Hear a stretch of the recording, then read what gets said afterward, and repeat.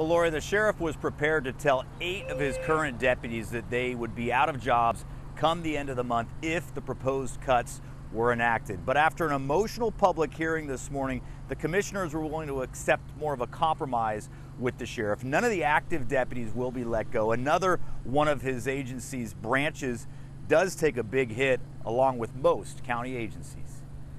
When a lot of people like this show up, something's not good. That might be an understatement for Mason County. No one is going to walk out of this room a winner today. Blaming a lack of growth, an increase in costs, and unplanned expenses across the county, commissioners say they have a $2 million budget gap for the current 2017 budget.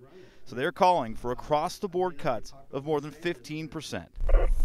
The county sheriff informed 8 of his road deputies they could be out of a job this month.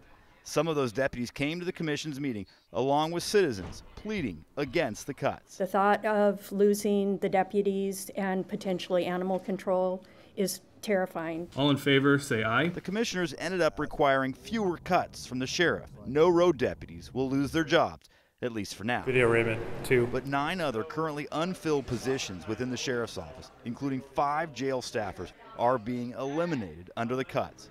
Starting next month, the jail will have 3 correctional officers supervising the 80 inmates overnight. That's a very minimum that you can possibly have to keep the lights on in that jail. Sheriff Casey Salisbury says after the cuts, drunk drivers may not spend the night in jail anymore, and low-level offenders, even those with arrest warrants, won't likely be booked.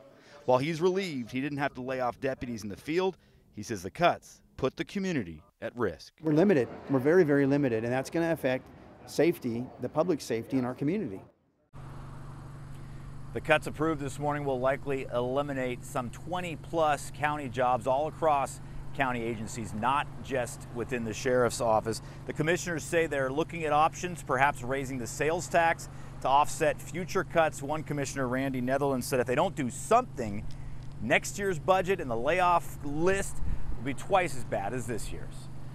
Live in Shelton in Mason County, Drew Mikkelsen, King 5 News.